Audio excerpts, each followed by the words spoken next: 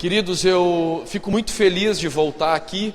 Eu não lembro a última vez que eu estive, foi eu não sei, eu acho que faz uns 3 ou 4 anos atrás. E eu estou tão feliz de ver que a igreja cresceu, se estruturou, aumentou, uma bênção mesmo.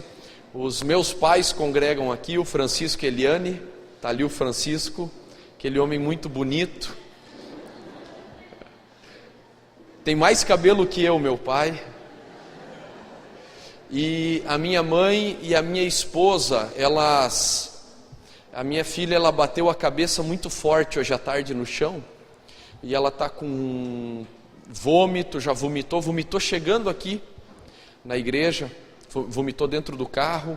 Então agora elas foram provavelmente no hospital. Mas em fé, nós estamos tranquilos, está tudo bem. Só que tem que tomar esse cuidado. E o meu filho deve estar ou com a mãe, ou deve estar na escolinha, depois a gente descobre. Mas é uma honra estar trazendo a palavra de Deus a vocês hoje à noite, uma igreja tão grande, tão abençoada e tão querida. E de manhã, ontem nós estivemos na mateada, que bênção a mateada, que legal a mateada.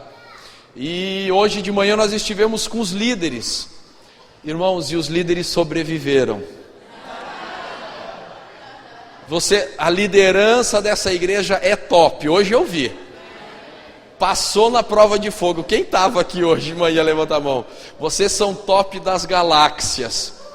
Eu senti que o negócio foi forte, porque eu vim com o meu pai até aqui, e o meu pai voltou em silêncio dentro do carro. Senti que a coisa foi forte. Mas eu creio, queridos, que aqueles que ouvem e guardam essa palavra, crescem. Essa palavra ela serve de plataforma para você crescer em Deus. Os líderes que estiveram hoje à tarde aqui.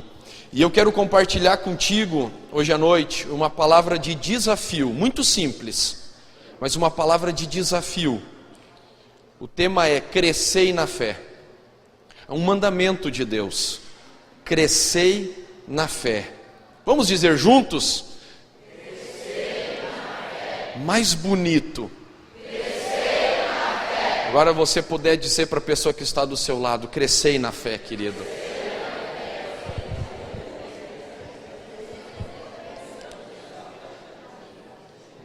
Glórias a Deus. Amados, você não precisa abrir, mas eu quero convidar você a pensar comigo a respeito daquela história onde Jesus convida as pessoas, ou seja, os seus discípulos. Eu estou falando muito alto, que eu retorno aqui, estou gritando muito, falando muito baixo, está tudo bem? Tá bom? Quero convidar você a pensar comigo naquela palavra onde Jesus convidou os seus discípulos para entrarem no barco e chegarem do outro lado. Mas no meio do trajeto, Jesus dorme e uma tempestade começa. Parece até uma coincidência. Bem no momento que Jesus dorme, começa uma tempestade, e não é qualquer tempestade, é uma tempestade terrível. O barco está para virar, as ondas são muito fortes. E o que acontece? Enquanto Jesus dorme, os discípulos começam a falar um para os outros: nós vamos morrer. Hoje nós vamos morrer. Essa tempestade vai nos matar. Quando eles não aguentam mais, eles acordam Jesus. E quando eles acordam Jesus, Jesus acorda com outra conversa. Jesus nem fala com eles. Jesus ele se dirige direto à tempestade, ao vento, às nuvens, aos trovões, às ondas do mar. Ele diz: cala-te, emudece, aquieta-te. E a Bíblia diz que se fez bonança. Tudo ficou calmo. Depois que tudo está calmo, Jesus olha para os seus discípulos e diz: homens de pequena fé, por que duvidastes? E é sobre isso que eu quero falar com você. Se ele diz para os seus discípulos, por que vocês têm pequena fé? É porque eles podiam ter uma grande fé.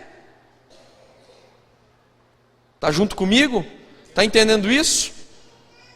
Ele olha para o comportamento dos discípulos e diz: vocês têm pouca fé, vocês têm uma fé muito pequena. Entenda o seguinte, querido: há como ter uma fé pequena e há como ter uma fé grande. E aí você vai olhar para essa história, aonde é que você vê a fé pequena? Fé, ela não é um sentimento dentro do coração, a fé é sempre uma atitude, amém? Diga, repita, a fé é uma atitude. A fé pode ser medida pelo que você diz e pelo que você faz. Quem está comigo? Você pode ver se essa igreja tem fé pelo que ela diz e pelo que ela faz. Você pode ver se o pastor tem fé. Você pode ver se o pregador tem fé pelo que ele diz e pelo que ele faz. Você pode julgar a salvação de alguém? Não. Nós não somos juízes da salvação de ninguém. Mas, para nós mesmos, a palavra de Deus diz: examinai se vós estáis na fé. A Bíblia diz sempre para nós olharmos no espelho, olharmos o que nós estamos falando, o que nós estamos fazendo, e vermos se a nossa fé está pequena ou grande.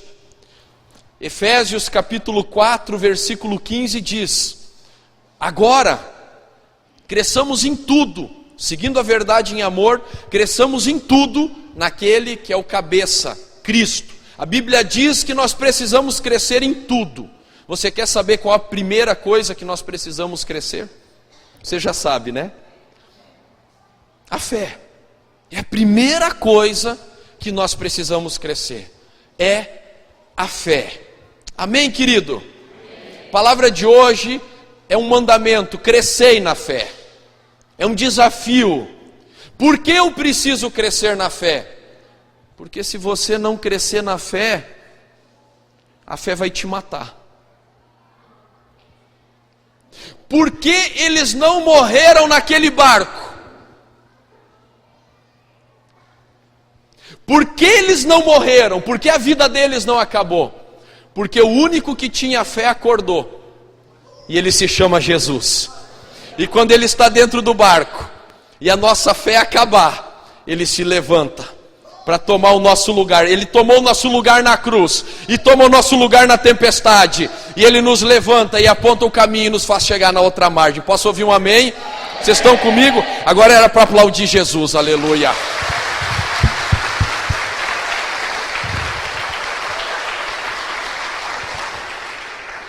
Legal, Jesus me salva. A coisa estava feia, Jesus veio e me salvou. Mas depois ele diz: filho, cresça na fé. Homem de pequena fé, por que você está duvidando? E eu faço uma pergunta hoje para todos que estão aqui. Eu sei que o Espírito Santo vai falar com alguns. Por que você está duvidando? Por que você, agora que está enfrentando esse problema, você está dizendo essas coisas? Jesus, ele olha para as suas palavras e te pergunta: por que tu estás falando isso? Por que tu tens uma pequena fé? E eu trago para você hoje à noite 3 atitudes daqueles que crescem na fé. Vocês estão comigo? Hoje à noite, 3 atitudes de pessoas que crescem na fé. Quem aqui quer ser um desses? Glória a Deus. Primeira atitude de quem cresce na fé, preste atenção. Primeira atitude de uma pessoa que cresce na fé. Primeira atitude de uma pessoa que deixou para trás a pequena fé. Fiel à palavra. Fiel à palavra. Eu quero convidar você a abrir comigo Mateus, capítulo 28, do versículo 2 a 4. Nós vamos ver eu quero fazer uma reflexão, uma conversa com você sobre a palavra. E você vai entender uma perspectiva hoje à noite da palavra de Deus poderosa na sua vida. Mateus 28, versículo 2. Ajude o vizinho que está do seu lado a achar essa palavra. Se ele está sem Bíblia, empresta uma Bíblia para ele, divide a sua Bíblia com ele. Não deixe ninguém sem a palavra, porque quem cresce na fé, cresce porque é fiel a... Amém. Então vamos agora observar o que está na santa palavra de Deus. Versículo 2, capítulo 28 de Mateus, último capítulo de Mateus. E eis que sobreveio um grande terremoto, pois um anjo do Senhor desceu dos céus, e chegando ao sepulcro, rolou a pedra da entrada e assentou-se sobre ela. Sua aparência era como um relâmpago, e suas vestes eram brancas como a neve. Os guardas tremeram de medo. Preste atenção, os guardas. Diga, os guardas. Veja, eles tremeram de medo e ficaram como mortos. Eles estavam guardando o sepulcro de quem? Quando se fala da ressurreição, geralmente falam das mulheres que foram lá. E depois fala de Pedro, de João, que correram e encontraram aquele sepulcro vazio, aleluia. E um anjo assentado lá dizendo: vós buscais aquele que estava morto, mas ele vive. Mas nós esquecemos que os guardas também estavam lá. Os guardas viram a terra tremer. Os guardas viram, depois que aquele anjo grande e forte, rolar a pedra. Foi um anjo que rolou a pedra, precisava de muitos homens. Eles viram tudo aquilo. Você está entendendo isso? Agora vá um pouquinho mais adiante comigo e leia os versículos 12 a 15. No mesmo capítulo, quando os chefes dos sacerdotes se reuniram com os líderes religiosos, elaboraram um plano. Deram aos soldados grande soma de dinheiro, dizendo-lhes: vocês devem declarar o seguinte: os discípulos dele vieram durante a noite e furtaram o corpo enquanto estávamos dormindo. Escute, os líderes religiosos pegaram dinheiro, botaram na mão daqueles guardas e disseram: olha, seguinte, vocês viram ele ressuscitar, vocês viram o anjo, vocês viram o terremoto, vocês viram o anjo mexer naquela pedra, mas nós estamos pagando vocês, para vocês dizerem assim: nós dormimos em serviço, e enquanto dormíamos em serviço, vieram 11 discípulos de Jesus. Por que 11? Não era 12? Agora por que 11? Por causa de Judas. Judas vazou fora. Conhece Judas Iscariotes? Agora era 11. Eles vieram lá e roubaram o corpo de Jesus. Querido, aqueles guardas disseram isso por aí. Entenda agora o seguinte: geralmente nós falamos assim: se acontecer um milagre, meu Deus, ninguém mais vai duvidar, todo mundo na minha família vai se converter. Eles duvidam, mas se eles verem aquela pessoa endemoniada, eles vão se converter. Eu tenho certeza que eles vão se converter. Não, se no culto hoje o pastor sair flutuando daqui, meu Deus, se a gente filmar isso, colocar no YouTube, o Brasil inteiro vai se converter, porque eles duvidam e não sei o que. Escute, milagre não produz a conversão de ninguém. Aqueles guardas viram Jesus ressuscitar, aqueles guardas viram o anjo, aqueles guardas viram terremoto, mas aqueles guardas não se converteram, porque o que transforma o ser humano é a palavra de Deus, é o poder da palavra. Nós não vimos Jesus crucificado. Eu não vi, queridos. Eu queria ter estado lá, mas eu não vi. Nós não vimos Jesus crucificado. Eu não vi Jesus fazer nenhum milagre. Mas a palavra me contou. E eu creio na palavra, eu creio até na capa da palavra, eu creio até nas vírgulas da palavra, e isso gerou transformação na minha vida, gerou salvação na minha vida. Você está estendendo isso, querido? Seja fiel à palavra, porque é a palavra que gera o milagre. Amém? Agora é para você ter aplaudido Jesus. Aleluia. Eu já vi, querido, gente que era para estar morta, foi orado e Deus livrou. Depois que Deus livrou de forma sobrenatural, a pessoa voltou para o pecado e voltou para o mundo. É sério. Eu vi, irmãos, eu não vou falar nome porque está sendo gravado, tá?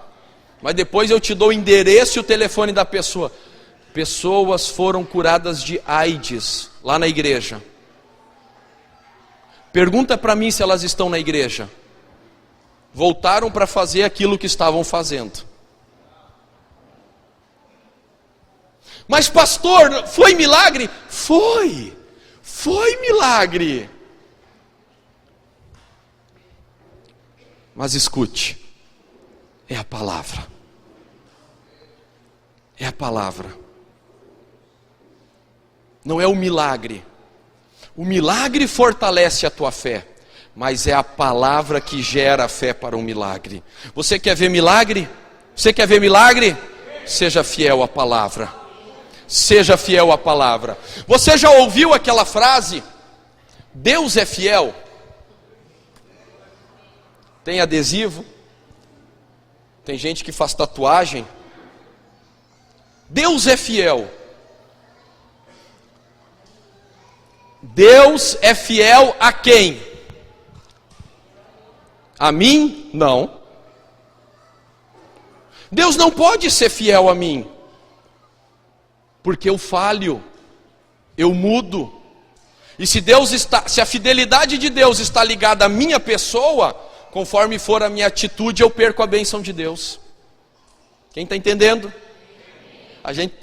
Deus é fiel a mim, não. Deus é fiel à sua palavra. E quando você é fiel à palavra, Deus é fiel a você. Quem está entendendo, dá um glória a Deus. Deus é fiel à sua palavra. Tudo que Deus faz na vida de alguém é pela palavra. Sabe, queridos, você quer saber se um milagre está chegando na tua vida? Deus primeiro lança uma palavra para você. Deus primeiro te dá uma palavra que tu te apega, que tu crê. E essa palavra abre as portas para o sobrenatural de Deus. Tudo, preste atenção, querido. Preste atenção nisso. Entre aspas, Deus não trabalha. Entre aspas, Deus não trabalha. Tudo que Deus faz, na verdade, Deus fala. Quer ver? Quando Ele criou o mundo, o que Deus fez para criar o mundo? Deus trabalhou, Deus falou. Ele disse, haja luz. E a Bíblia diz que houve. Ele disse, haja dia e haja noite. E depois ele começou a trabalhar com os seus braços e a fazer o dia e a noite. É isso que está escrito? Ele disse, haja dia, haja noite, haja um luzeiro grande para governar um dia, um luzeiro menor para governar a noite. E assim se fez. Escute, quando Deus quer salvar alguém, e Deus quer salvar o mundo, o que Ele manda? Ele manda que nós levemos a sua palavra. Quando a palavra chega, chegou a salvação. Tudo que Deus faz é pela palavra. E se tu tem a palavra, tu tem tudo de Deus. Sabe, queridos, a primeira coisa que o diabo tira para te tornar um derrotado é a palavra. Eu sei direitinho quem vive no poder de Deus. Sabe como? Eu pergunto, você leu a sua Bíblia hoje? Quanto tempo você está sem ler a Bíblia? Não. Sem desculpas, pelo amor de Deus. Sem rasgação de seda. Primeira coisa, você sabe quando você começa a ficar mal espiritualmente. É quando você não lê mais a Bíblia. Você sabe quando você começa a ser enganado. Queridos, está um caos ou não está nas escolas? Nas escolas. Ou é só lá em Santa Catarina? Que um aluno deu uma voadeira na boca de uma professora. Aqui também está assim? Sabe qual a primeira coisa que o governo proibiu recentemente dentro das escolas? Sabia disso? Não pode falar da palavra. Não pode nem no pátio da escola falar da palavra. Muito bem. O governo está sendo entregue, o governo da escola está sendo entregue para a escuridão. Porque a palavra de Deus é luz. E é só com a sua palavra que nós somos iluminados. Querido, o trabalho do inimigo é sempre nos roubar da sua palavra. E a atitude de uma pessoa que cresce na fé, que vence as tempestades, é fidelidade a... Vocês estão comigo? Cutuca a pessoa que está do teu lado e diga assim, pelo amor de Deus, querido, a partir de hoje seja fiel à palavra.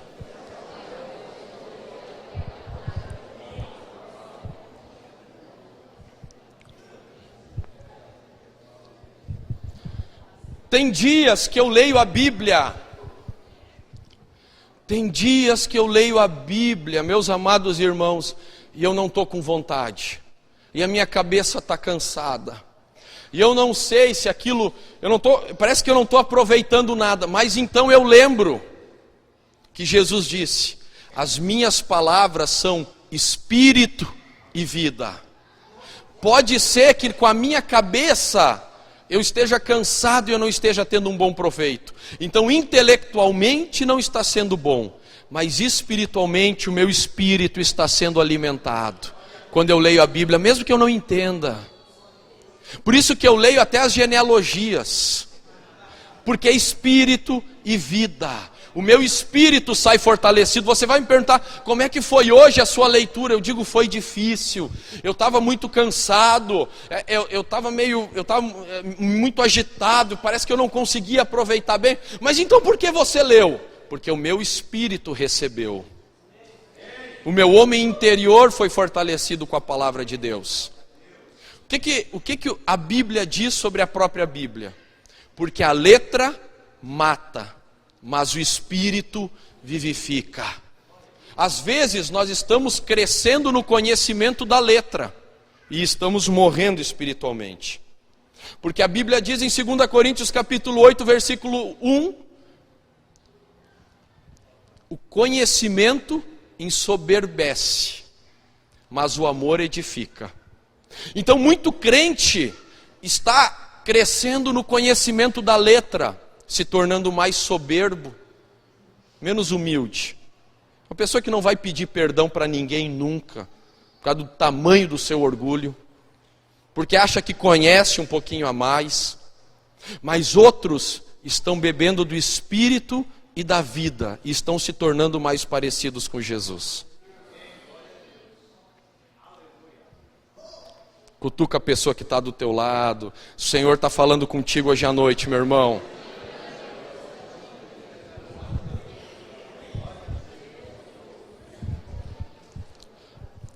Vamos adiante.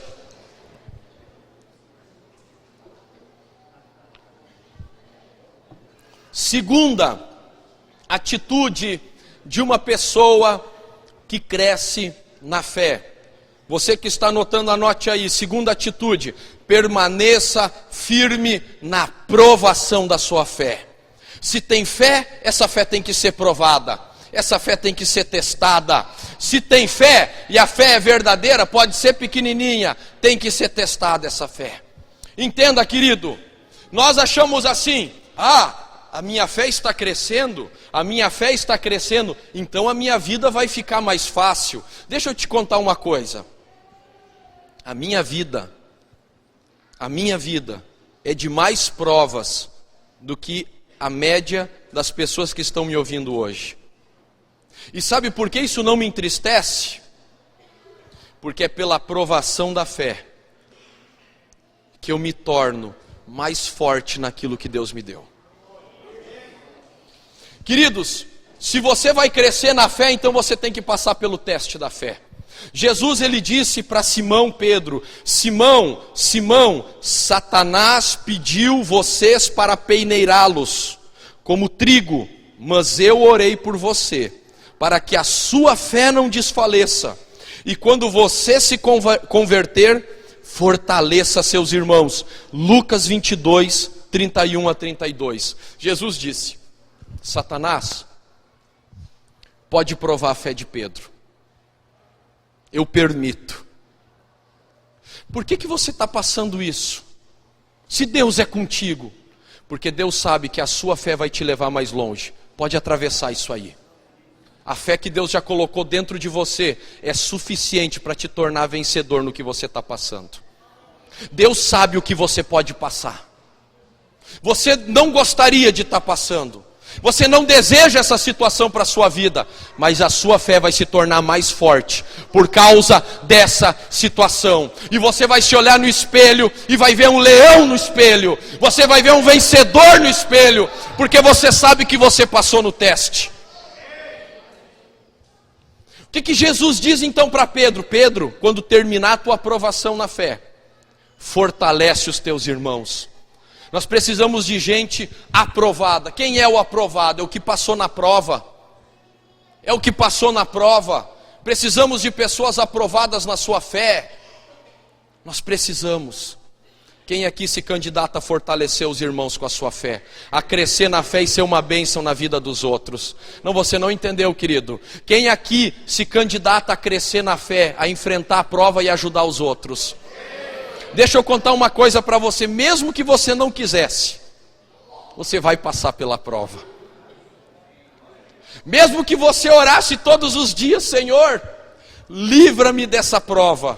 Não, o Senhor vai te livrar do mal, mas Deus não vai te livrar da prova, porque na prova você vai ter que usar a sua fé.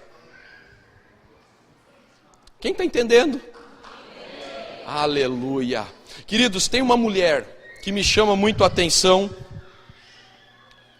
Eu quero que você preste muita atenção nessa palavra.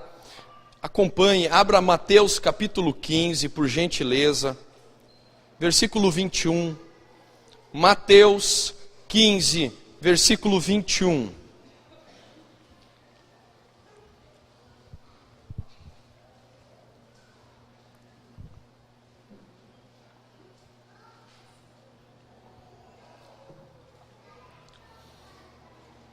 Mateus 15, 21. Irmãos, os irmãos estão muito bravos comigo? Posso continuar? Tá tudo bem, irmãos? Cadê os líderes que passaram pela manhã, que estão passando pela prova da noite? Posso continuar, irmãos? Amém? Glória a Deus. Aleluia. Então nós ainda estamos na metade da mensagem. Mateus 15, 21 diz assim: saindo daquele lugar, Jesus retirou-se para a região de Tiro e Sidom. Uma mulher cananeia, natural dali, veio a ele gritando: Senhor, filho de Davi, tem misericórdia de mim. Minha filha está endemoniada e está sofrendo muito. Mas Jesus não lhe respondeu palavra. Então seus discípulos se aproximaram dele e pediram: manda embora, pois vem gritando atrás de nós, está nos incomodando essa mulher. Ele respondeu: eu fui enviado apenas às ovelhas perdidas de Israel. A mulher veio, adorou-o de joelhos e disse: Senhor, ajuda-me. Ele respondeu: não é certo tirar o pão dos filhos e lançá-lo aos cachorrinhos. Disse ela, porém: sim, Senhor, mas até os cachorrinhos comem das migalhas que caem da mesa dos seus donos. Jesus respondeu: mulher, grande é a tua fé, seja conforme você deseja. E naquele mesmo instante, a sua filha foi curada. Vamos parar agora aqui um pouquinho, vamos pensar no que Deus está falando conosco. A segunda atitude é permanecer firme na provação da fé. Pensa numa mulher desesperada. Uma mulher que era idólatra, ela tinha outros deuses. Ela sempre desdenhou do Deus verdadeiro, do Deus de Israel. E o Deus de Israel se manifestou na pessoa de Jesus. Mas quando nenhum Deus, nenhum demônio que ela servia ajudou ela viu que aquele homem tinha luz, que aquele era o Filho do Deus vivo, e ele estava caminhando sobre a terra e passando pela terra dela. E ela então corre, e ela diz assim: eu vou arriscar.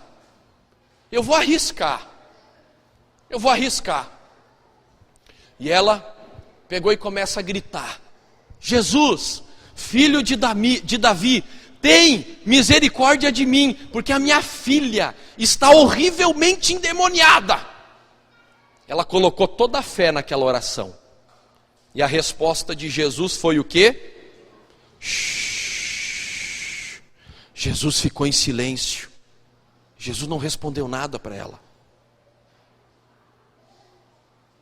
Aquela fé dela pequenininha continuou gritando: não, hoje eu quero uma resposta, hoje eu quero uma saída. Jesus continuou em silêncio, até os discípulos foram lá: Jesus, pelo amor de Deus, manda essa mulher embora, a gente não aguenta mais ela gritando nos nossos ouvidos. Jesus então deu a resposta: não é certo tirar o pão dos filhos e dá-los aos cachorrinhos. Meu Deus, para nós hoje é uma humilhação ouvir isso. Jesus chamou aquela mulher de cachorrinha? Sim ou não? Eu te respondo: Jesus não chamou aquela mulher de cachorrinha. Aquela mulher rejeitou o pão que Deus dava para os filhos, e ela que correu atrás de outros deuses e de outros demônios, ela que teve a postura de cachorrinha. Jesus não condenou ela, Jesus não acusou ela, mas Jesus mostrou que até então a fé dela tinha sido uma fé de cachorrinha.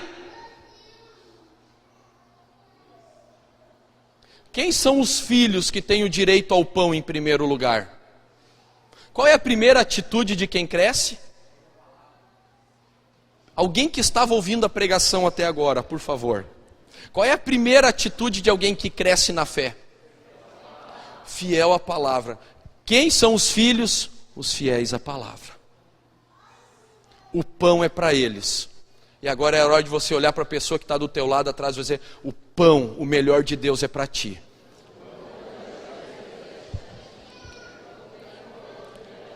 Diga para pelo menos duas pessoas: você é filho, você não é cachorrinho. Você é filho, você não tem migalha, você tem o pão inteiro.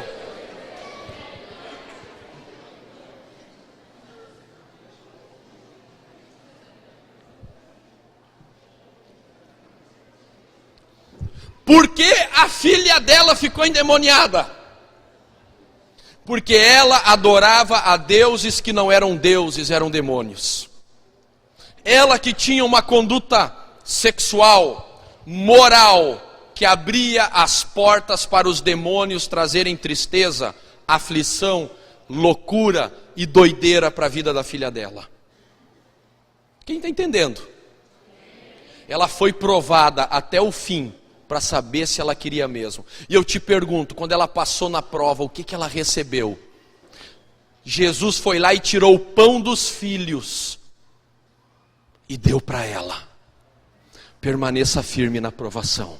Se o pão não chegou na tua mesa, é porque não está no fim. Deus tem provado a sua fé, mas no final, o pão é dos filhos, é teu. Toma posse. Seja fiel e firme na provação da sua fé. Continue crescendo, porque o que Deus separou para você, ninguém vai tomar o teu lugar. Deus te ama. Deus tem um plano para ti. Deus precisa que a sua fé cresça para poder te dar mais. Não tenha medo da prova. A prova, ela te honra. A prova, ela prova quem você é. A prova, prova qual é a sua fé, aleluia. Aplauda Jesus.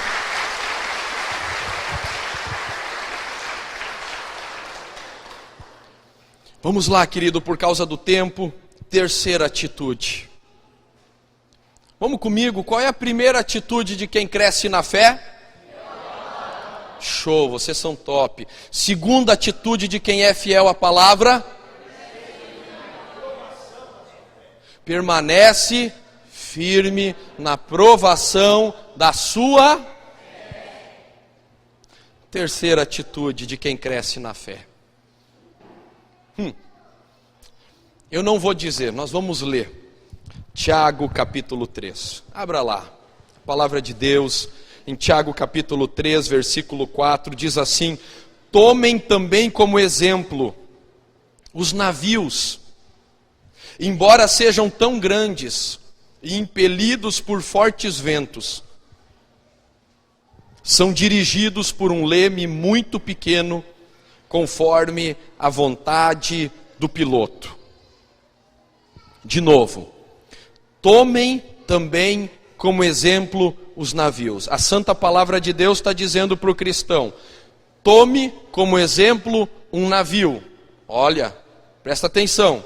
A santa palavra de Deus diz para mim e para você: aprenda com o navio. Aprender o quê?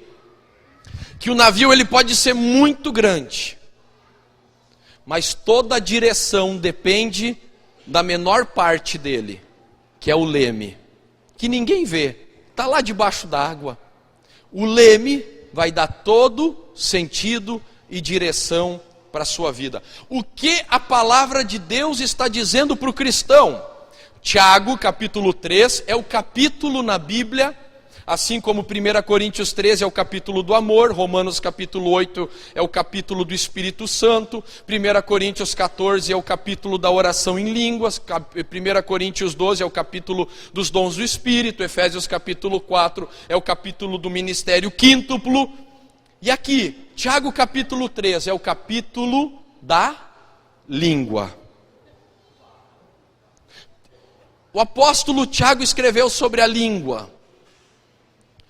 E o Espírito Santo inspirou ele a dizer para nós hoje: aprendam com os navios. Tão pequeno leme, mas dá toda a direção. Aprenda, querido. O seu destino depende do que sai da sua boca.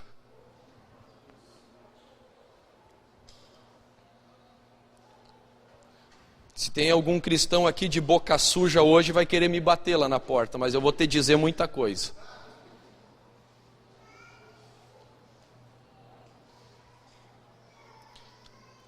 Aprenda com o navio.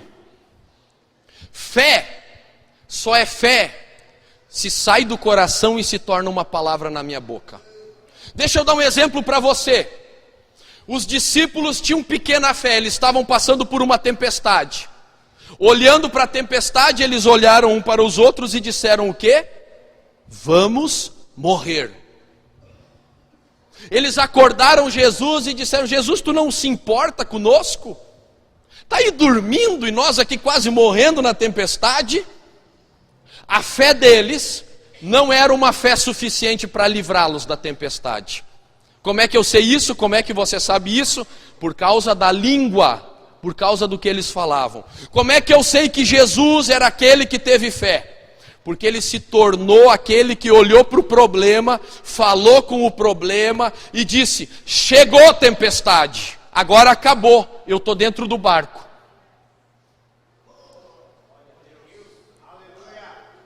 Fé não é um sentimento que fica aqui dentro. Fé é uma palavra que sai da minha boca.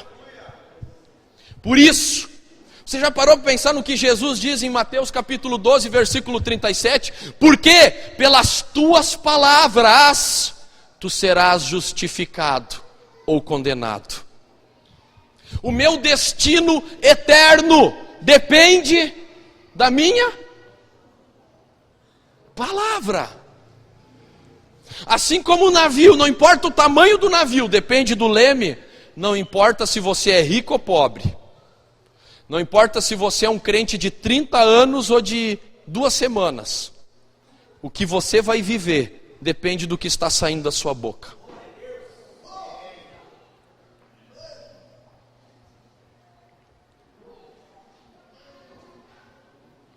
Por isso que eu olho para vocês e eu digo, é um povo abençoado. Se tu não crê, eu creio. Eu creio. E eu declaro isso sobre a sua vida. Uma pequena palavra que pode mudar o teu destino. Se tu não crê que a tua casa é abençoada, eu vou te dizer, a tua casa é uma bênção. E essa pequena palavra vai destinar a tua vida. Se tu não fala, eu falo. E se tu diz que a tua vida é um inferno, se tu diz que a tua vida não tem valor, se tu não aceita como Deus te criou, eu te digo agora, Deus te ama. Ele te chama pelo teu nome. Ele diz, tu és meu. Se tu não sabe isso, essa pequena palavra agora, ela determina o destino da tua vida. Eu anulo toda palavra contrária à bênção de Deus hoje à noite. E eu creio que eu estou segundo o coração de Deus. E quem está segundo o coração de Deus, prevalece na tempestade. Eu vou te contar uma história verdadeira, que o Espírito Santo me pediu para contar. E quando eu prego essa palavra, eu nunca conto, mas eu vou te contar. Um médico muito rico saiu do Rio de Janeiro e abriu uma clínica em Rio do Sul, cidade onde nós moramos. E ele contratou os melhores profissionais da cidade. Essa história é verdadeira. E ele então passava metade da semana no Rio de Janeiro, metade da semana em Rio do Sul, Santa Catarina. Nossa cidade, graças a Deus, é uma cidade muito próspera, muito boa de se viver. Pastor Kleber já esteve lá? Não. Então, é uma cidade que as pessoas investem muito, graças a Deus, e nós estamos orando para que toda a riqueza daquela cidade seja para sustentar missionários no mundo inteiro. Mas enfim, voltando para a história, esse médico, ele abriu uma clínica. Pegou um sócio, um homem que era especialista em prótese, e esse homem é meu amigo, foi ele que me contou a história. E montou a melhor equipe, a melhor clínica da cidade para atender pessoas de alto padrão de vida. E fez muito dinheiro.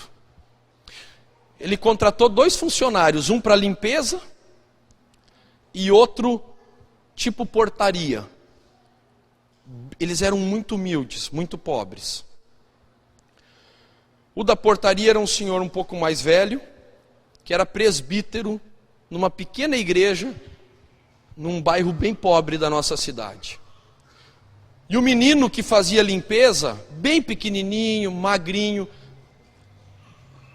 não sei se na época ele já tinha 18 anos, talvez tinha 16, 17 anos. Ele que varria, fazia limpeza, fazia o cafezinho. Esse menino muito humilde, ele recém tinha se convertido na igreja do porteiro. Vocês estão entendendo? E ele cheio de Jesus. Ele falava de Jesus o tempo inteiro dentro daquela clínica. No meio daquelas pessoas da mais alta sociedade, ricos. Ele falava de Jesus. Mas o médico, esse que veio do Rio de Janeiro, ele era ateu. E esse médico, cada vez que ele via alguém falar de Jesus, falar de igreja, falar de Deus, qualquer coisa, ele dizia assim: então me responde essa pergunta. Se você me responder essa pergunta, eu também vou me converter. Se Deus é Deus, então ele pode fazer uma pedra tão grande que nem ele mesmo possa carregar. Aí se a pessoa dissesse assim: não, Deus não pode fazer uma pedra que ele não pode carregar. Então ele dizia: então Deus não existe. Porque um Deus que não pode fazer uma pedra que ele mesmo não pode carregar não é Deus. Então ele não existe. E ele ria, debochava e humilhava aquele menino da limpeza. E aquele menino da limpeza continuava falando de Jesus. Cada vez que o médico ouvia, mesmo fosse, ele ia até lá e humilhava aquele guri fazendo essa pergunta. Se ele respondesse assim: Deus pode fazer uma pedra que nem ele mesmo possa carregar, Então o médico respondia: então ele não é Deus, porque se ele não pode carregar uma pedra, então mesmo que você respondesse assim ou respondesse assado, ele derrubava e ele humilhava e ria, e as pessoas ficavam do lado do médico. Todos aqueles ricos, aqueles outros que trabalhavam na clínica, ficavam do lado daquele médico, rindo daquele menino. E aquele menino com a vassoura na mão, tremia as mãos. Mas esse sócio que me contou a história, diz que tinha um negócio diferente nesse guri. Ele era apaixonado demais, porque ele sempre falava do amor de Deus, aonde ele estivesse. Sempre. Um ano passou, e toda semana vivendo essa situação. Se ele dissesse graças a Deus, o doutor ia lá, então me responde, se Deus é Deus, ele pode fazer uma pedra que nem mesmo ele possa carregar, conforme a resposta do guri. Se o guri não soubesse responder, ele saía dando gargalhada e fazia todo mundo rir dele também.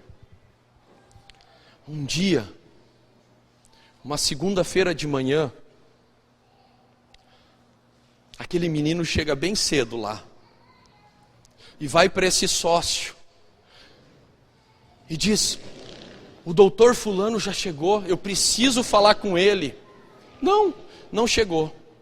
Ele voltou umas 2, 3 vezes: o doutor fulano já chegou? Não chegou. Umas 10 horas ele vem, cozido de ter virado de domingo para segunda, só na festa. Ele entra na sala, quando ele entra na sala, esse sócio dele fala para ele: olha, aquele menino lá tá querendo falar contigo direto. Daqui a pouco o menino aparece no escritório do doutor, no gabinete. Se eu posso falar com o senhor? Pode, entra. Ele nem levanta a cabeça.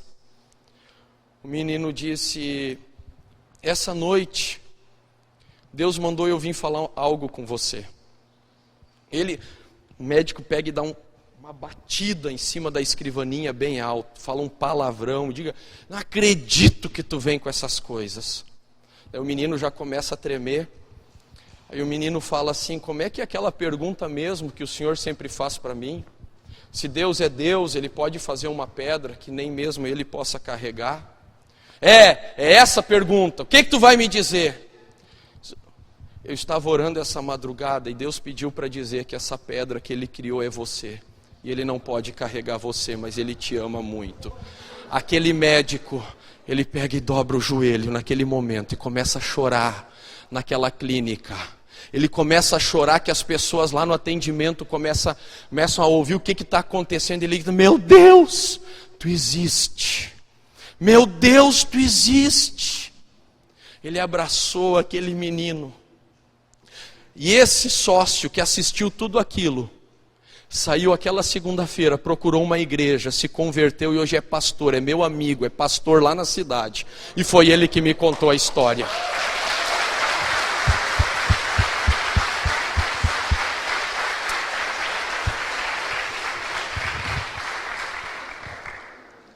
As suas palavras, elas mostram a sua fé.